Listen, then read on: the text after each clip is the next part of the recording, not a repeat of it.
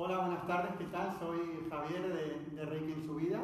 Y bueno, en este directo hoy en Facebook Live tenemos la suerte de tener a Laín García Calvo, que bueno, estoy muy agradecido por haber aceptado la entrevista. Buenas tardes, Laín, ¿qué tal? Hola, ¿qué tal? Muy bien, encantado. Gracias por invitarme. Igualmente, muchas gracias a ti. Bueno, ya sabes que soy un seguidor y un lector de tus libros y tenía muchas ganas de entrevistarte. Sí. Primero de todo, me gustaría, para la gente que no te conoce todavía, ¿qué es lo que hace hoy en día Laín García Calvo? ¿Qué es lo que estás haciendo? Bueno, pues yo estoy siguiendo básicamente mi propósito de vida. Yo cuando tenía, bueno, hace poco relativamente, 5 años y medio, yo fui nadador toda la vida, fui deportista de élite y hace 5 años estaba en la universidad, estaba estudiando deporte, lógicamente, porque es lo que todo mi entorno me impulsaba a hacer. Tú has sido deportista, tienes que estudiar en la universidad, INEF, o Ciencias de Actividad Física y del Deporte. Y quedándome 7 asignaturas para acabar la carrera, o sea, estaba encaminado ya hacia eso, tenía trabajo fijo, estaba en Madrid, una universidad privada, me había becado por los resultados deportivos, tenía mucho éxito aparentemente, pero no era feliz, porque estaba muy alejado de mi propósito de vida, luego lo descubrí, ¿no? Y en una de estas no me sentía feliz, no me sentía realizado, la gente veía éxito alrededor, pero yo no estaba bien conmigo mismo. Y en una de estas me fui a uno de los eventos de uno de mis mentores. Y cuando salí de ese evento, dije, wow, esto es lo que he venido a hacer al mundo. Pero tenía un conflicto. Siempre creo que cualquier persona cuando tiene una transformación tiene que elegir. Y esto está relatado en todos los textos sagrados, en todos lados. Siempre hay el camino del héroe, hay un momento que tiene que elegir. Y tienes que decidir si por la zona cómoda, lo que has estado haciendo, lo que los demás esperan de ti, o apostar por esa voz de tu alma, esa voz de tu propósito, que es lo que has venido a hacer y es lo que tu alma espera de ti. Entonces, saliendo de ese evento, entré en el conflicto de qué hago. ¿Acabo la carrera, que me quedan solo 7 asignaturas?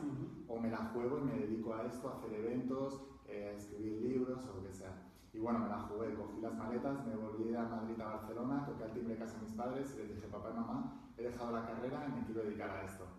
Claro, ahí tuve la oposición de mi familia, de mis amigos, de todo el mundo, porque imagínate un deportista de élite que de repente se pone a hacer eventos de caminar por el fuego, de la voz de tu alma, pensaban que me había vuelto loco, claro. Muchos amigos me borraron de las redes sociales, de todos lados.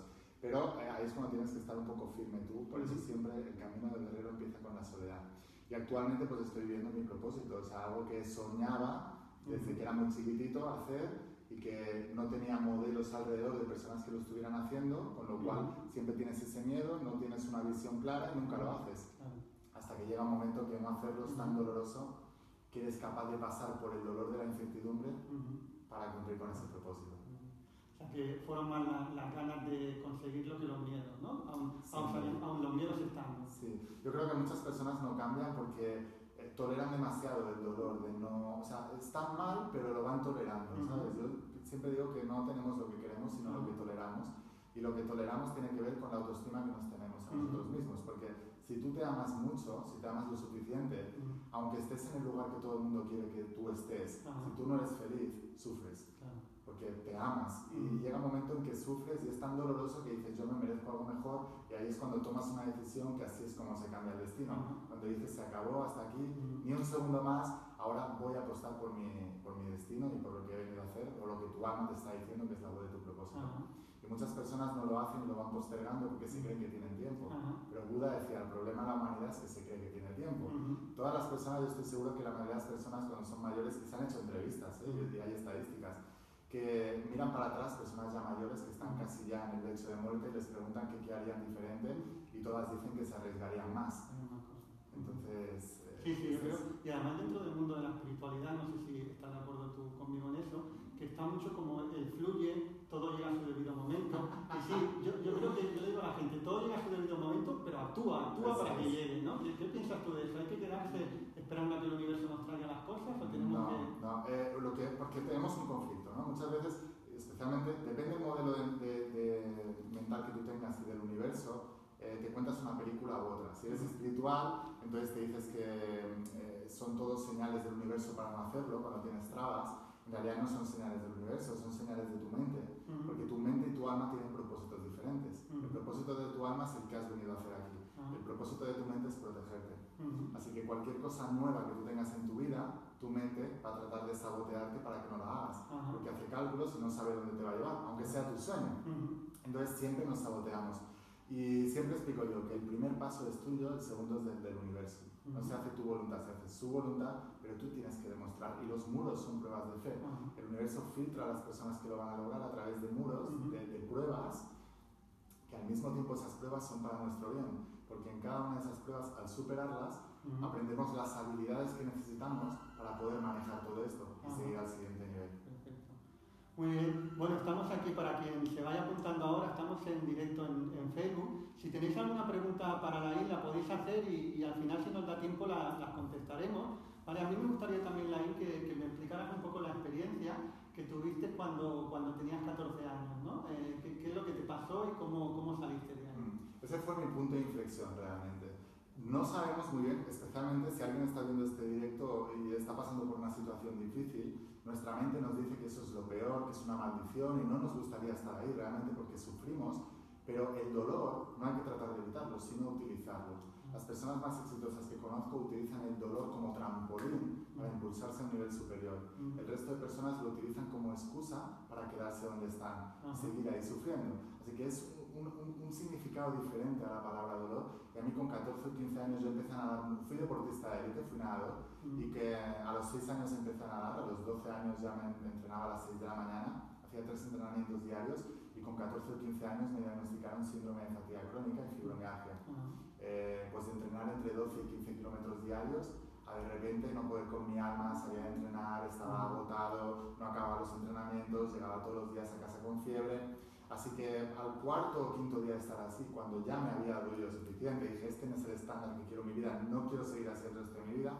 Salí de los entrenamientos, me fui a uno de los negocios que tenían mis padres y les dije, papá y mamá, no aguanto más, me pasa esto, quiero darle solución. Nos fuimos al médico, me estuvieron haciendo pruebas durante 4, 5, 6 horas y a las 3 de la mañana me dieron el diagnóstico y me diagnosticaron esto. Bueno, ahí estuve 6 meses en cama, perdí el curso escolar, cogí depresión, me quedé sin amigos, lo perdí todo. En ese momento de desesperación máxima, cuando ya me estaba cuestionando hasta la propia vida y estaba a punto de cometer una locura, cuando mi mente me decía, Laín, se acabó, ahí fue cuando conecté con lo que luego le llamé la voz de tu alma, que algunas personas le llaman intuición, mis mentores multimillonarios le llamaban tener olfato para los negocios, hay gente que le llama corazonadas, porque atraemos por el corazón, es el órgano de atracción del cuerpo humano. Pero en ese momento conecté con esa voz, y esa voz fue la que me dijo, Laín, no lo hagas, tienes algo mejor.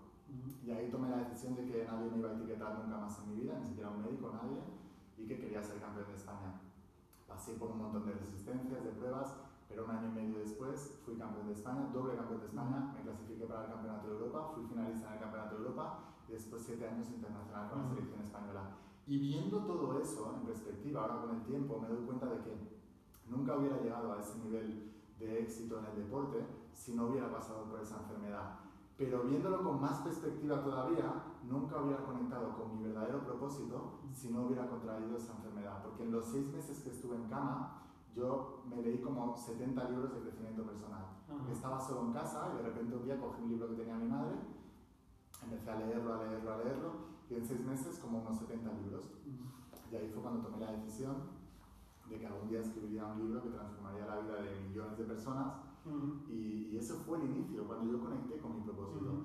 Muchas personas, el propósito te da felicidad y abundancia, y la gente lo desestima todo eso, o cree que es muy difícil, o cree que el propósito tiene que ver con unos dones y unos talentos innatos, y no. El propósito muchas veces lo encontramos a partir de nuestra mayor desesperación. Cuando dejamos toda la mentira que nos hemos construido en nuestra mente, cuando ya no nos sirve porque estamos destruidos, entonces dejamos todo eso a un lado y dejamos que fluya verdaderamente esa voz del alma. Así que muchas personas han conectado con su propósito en su peor momento.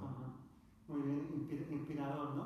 Realmente, para quien nos esté escuchando y a veces esté pasando una situación difícil también, muchas veces la gente lo toma como algo, como un mito, ¿no? Que en los peores momentos es cuanto más puedes avanzar, pero realmente es así, ¿no? Hasta en el momento que nos sacan de nuestra zona de confort, no somos capaces de avanzar, ¿no? Entonces, bueno, totalmente inspirador la historia que nos cuentan ahí. Muchas gracias por compartirlo, porque yo creo que una de las cosas más importantes que estás haciendo, evidentemente, todos estos avances o crecimiento que has tenido de poder encontrar tu propósito de vida a través de una situación difícil, pero lo que tiene mucho mérito que luego lo quieras compartir con la demás gente, ¿no? Porque hay mucha gente que realmente ha pasado por la misma situación que tú y que está triunfando en la vida y que por lo que sea no lo comparte, ¿no? Yo creo que el hecho de compartirlo te multiplica y, bueno, evidentemente te hace que eso te vaya mucho mejor, ¿no? Yo siempre explico que un propósito se diferencia de una meta porque la meta es individual, el propósito es compartido. En el sentido de que cuando tú eres capaz de, primero la maestría, después la mentoría. Y es que cuando tú eres capaz de superar ciertas situaciones y adquieres el resultado que tú quieres, porque el universo te lo quitó, así que muchas veces el universo, tu propósito te lo quita, porque la objeción te lleva a la obsesión. Todos hemos querido a una pareja que no nos quería y la hemos querido más todavía. Forma parte de la mente humana y el universo nos conoce muy bien. En la Biblia, por ejemplo, se dice, Dios conoce hasta tu último pelo. ¿Qué significa esto? Significa que el universo nos conoce muy bien, sabe cómo podemos reaccionar, sabe cómo tenemos que encontrar el propósito y sabe lo que tiene que hacer en cada momento para que nosotros, si nos hemos desviado del camino, nos volvamos a meter. A veces una situación de dolor es simplemente el universo diciéndote que te habías desviado demasiado del camino y te vuelve a reencaminar ahí. No es como un perro como el pastor con sus ovejas.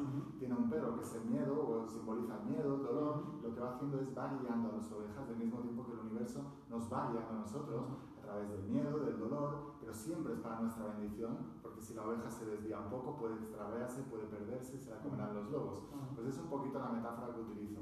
Y el propósito es para compartirlo con los demás. Yo siento que cuando tú eres bendecido, eres luego bendecido para bendecir a otros y que todos tenemos una historia de superación que podemos compartir con el mundo y eso se puede volver nuestro propósito, se puede volver nuestra pasión y también podemos hacer de esto nuestra profesión.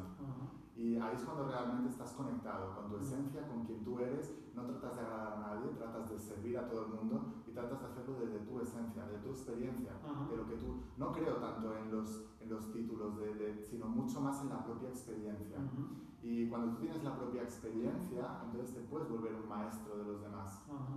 Que todos somos maestros y alumnos al mismo tiempo, o sea, eres maestro en unas cosas y alumno en otras. Muy bien, ahora quiero hablar también, en un momentito quiero hablar de uno de tus libros, de tu alma, pero antes te quería preguntar, mucha de la gente que seguro nos está viendo ahora en directo o nos verá luego en diferido, son reikistas, muchos son terapeutas, mucha gente está intentando hacerse un hueco dentro del mundo espiritual, terapéutico, holístico, pero al mismo tiempo profesional, ¿verdad? Porque, bueno, parece que todo el sistema laboral, hasta como lo conocíamos hasta ahora, está cambiando y mucha gente quiere empezar a compartir lo que realmente sabe. Pero yo me encuentro con muchos alumnos que tienen conflictos a la hora de cobrar según qué precios, que tienen conflictos a la hora de decirle a la gente que un curso vale este dinero y no hay que negociarlo porque estás entregando algo valioso. ¿Qué dirías tú a las personas que tienen falta de confianza o ese bloqueo? ¿Qué podrían hacer de entrada? Vale, lo primero es que tienen que sanar sus conflictos con el dinero, porque el hecho de que tú cobres es cambiar el significado, en el sentido de que muchas veces no tememos cobrarle a la gente porque creemos que les estamos quitando, pero no les estamos quitando, les estamos aportando y que la abundancia es dar y recibir, y ese es el flujo del universo. Si cortas una parte del flujo, se corta tu abundancia, pero también le estás cortando la abundancia a la otra persona. Si tú no le permites a la otra persona dar, tampoco va a poder recibir, porque desde el punto de vista de la otra persona también es dar para recibir. Nosotros empezamos dando y esa persona empieza dando para luego recibir esa sesión de Reiki o lo que sea que haga. Y este es uno de mis propósitos verdaderamente, porque en el mundo de las terapias, yo cuando empecé con todo esto, con 12 años leía metafísica, me sentía muy espiritual, pero luego tenía contacto con personas espirituales y les veía que tenían muchos conflictos con la abundancia, no estaban disfrutando de la abundancia. Y luego investigando los grandes maestros espirituales de la historia me di cuenta de que todo